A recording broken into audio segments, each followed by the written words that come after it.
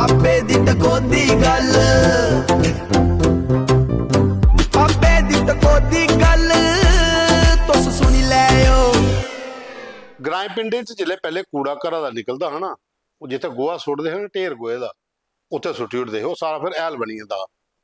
क्योंकि उल्ले जिहड़ा कूड़ा हुंदा है ना पहले, वो इ'यां नार्मल घर दी सौ तो कीती दी होनी होना, मिट्टी होनी जां कोई होर कागज कूगज होने। उल्ले प्लास्टिक दे लिफाफे नहीं हैं, मोमी लिफाफे नहीं हैं, प्लास्टिक का दूआ कचरा नहीं है, या थर्मोकोल नहीं है जिहड़ा डिस्ट्राय नहीं हुंदा कुदै भी। अगर कुछ हुंदा भी है तो लोग उस मौके असीं अग लाइए फूकी उड़दे। पर हुण शहर दे विच कोई भी नाला दिखो, कोई भी गली दिखो, कोई भी म्युनिसपैलिटी का डस्टबिन लगे दा दिखो, इन्ना मोमी लिफाफा है कि जिसी कुतै हुण डिस्ट्राय करने वास्ते जगह जगह पर नहीं प्लांट लाने पवा दे, तो उत्थे हर जगह के उपर पंगा लोकें गिना पवा दा। जद बैन लगे दा मोमी लिफाफे पर, तो ये जिहड़े डिपार्टमेंट ने उत्थे सुतिए बैठे दे। रेड करनी चाहिए जिहड़ियां फैक्ट्रियां बना दी, कुत्थों आवा दा इन्ना माल? अगर बाहर आवा दा तो बार्डर क्रॉस कियां होआ दा? लखनपुरा का बार्डर होना भावें बस के थ्रू आवे, भावें ट्रेन के थ्रू आवे, तो स्टेशने पर फड़ लो। स्टाफ तो उनके कोल बड़ा ज्यादा है, लेकिन वो बिका दा होलसेल।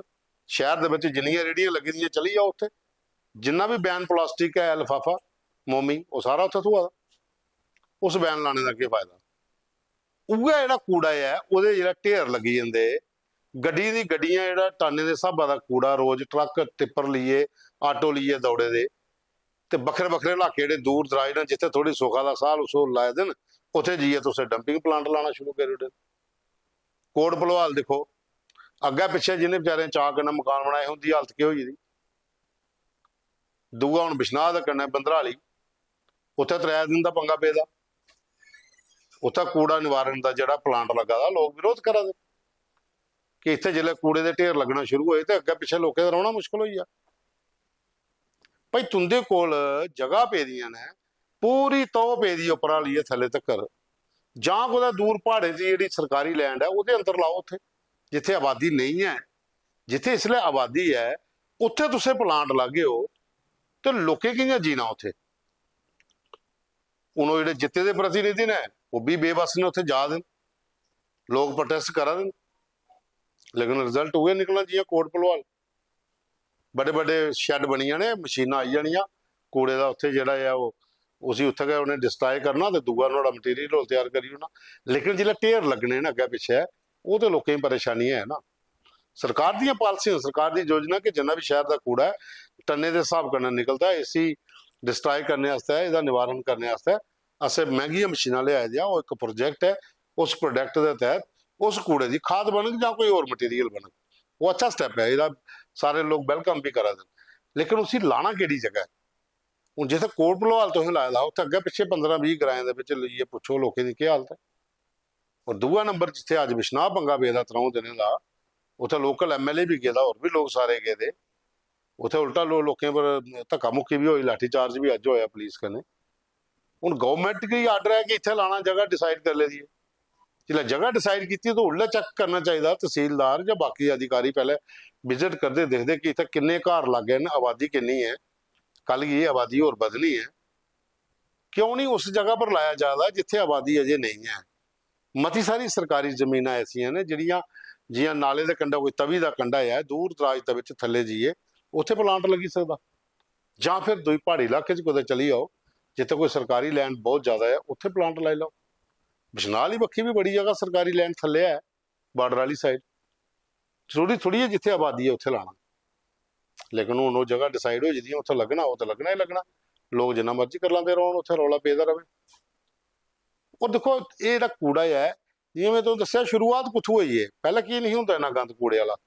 पहले उस हिसाब का कूड़ा हुंदा कि खेतरें च पांदे तो हैल बनी जांदा, क्योंकि उल्लै ये प्लास्टिक नहीं है, उल्लै थर्मोकोल्स नहीं है, उल्लै कागज होंदे, कागज मिट्टी च मैल्ट हो जाते, चाह कुछ कपड़ा होना तो वह भी मिट्टी च कई बार होना, नहीं तो उसी साड़ी ओढ़ना तो वह सुहा बनी जानी, तो हैला च गली जानी।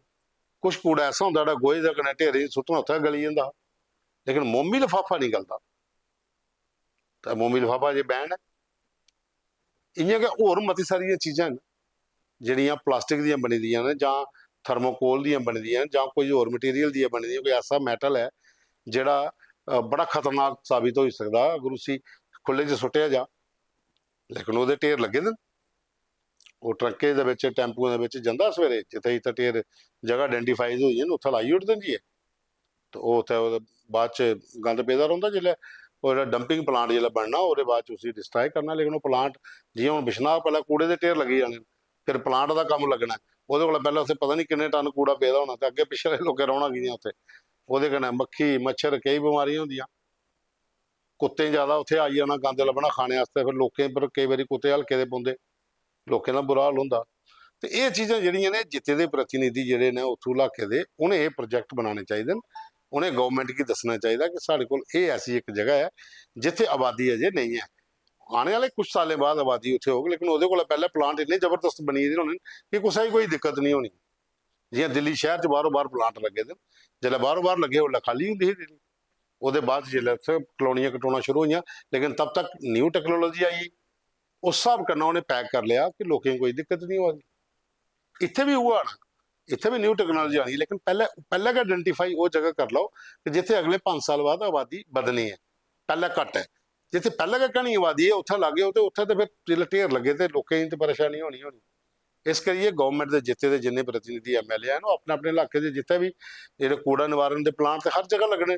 ਬਿਸ਼ਨਾਹ ਜਗਰ ਇੱਥੇ ਸੌਂਗਲੀ ਲੱਗਾ ਦਾ, ਬੰਦਰਾਲੀ ਤੇ ਕਾਲੀ ਨੀਏ ਵੀ ਲੱਗਣਾ, ਉੱਥੇ ਵੀ ਜਗ੍ਹਾ ਉਹਨੇ ਆਇਡੈਂਟੀਫਾਈ ਕਰਨੀ, ਉੱਥੇ ਵੀ ਲਾਣਾ, ਕਿਉਂਕਿ ਮਿਊਨਿਸਪੈਲਿਟੀ ਲੈਵਲ ਦੇ ਉੱਪਰ ਤੇ ਕੂੜੇ ਦੇ ਢੇਰ ਲੱਗਾ ਦੇ ਨਾ ਬੜੇ ਜ਼ਿਆਦਾ।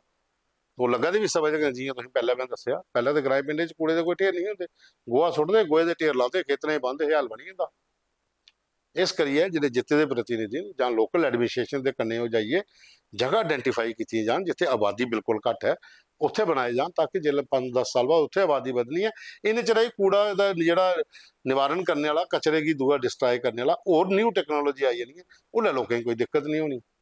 ਇਸ ਕਰੀਏ ਜਿਹੜੇ ਜਿੱਥੇ ਦੇ ਪ੍ਰਤੀਨਿਧੀ ਹੁੰਦਾ ਇਹ ਰੋਲ ਬਣਦਾ ਕਿ ਐਡਮਿਨਿਸਟ੍ਰੇਸ਼ਨ ਕਰਨੇ ਲਈ ਉਹ ਇਕਲਾ ਪੂਰਾ ਕੰਮ ਕਰਨ। ਕੱਲ ਫਿਰ ਮਿਲ ਗਏ, ਕੱਲ ਐਤਵਾਰ ਹੈ, ਕੱਲ ਨਹੀਂ ਸੋਮਵਾਰ ਮਿਲ ਗਏ, ਕੋਈ ਨਵੀਂ ਟਕੋਦੀ ਗੱਲ ਫਿਰ ਤੁੰਦੇ ਨਾ ਕਰਕੇ। ਅੱਜ ਟਕੋਦੀ ਗੱਲ ਇਹ ਹੈ ਕਿ ਕੂੜੇ ਦੇ ਢੇਰ ਜਿਹੜੇ ਇਹਨੇ ਹੀ ਅਗਰ ਤੁਸੀਂ ਡਿਸਟਰਾਏ ਕਰਨਾ ਤਾਂ ਉਹਦੇ ਵਾਸਤੇ ਜਗ੍ਹਾ ਐਸੀਆਂ ਚੁਣੀਆਂ ਜਿੱਥੇ ਲੋਕਾਂ ਨੂੰ ਪਾਪੇ ਦੀ ਟਕੋਦੀ ਗੱਲ ਤੁਸ ਸੁਣੀ ਲੈਓ, ਪਾਪੇ ਦੀ ਟਕੋਦੀ ਗੱਲ।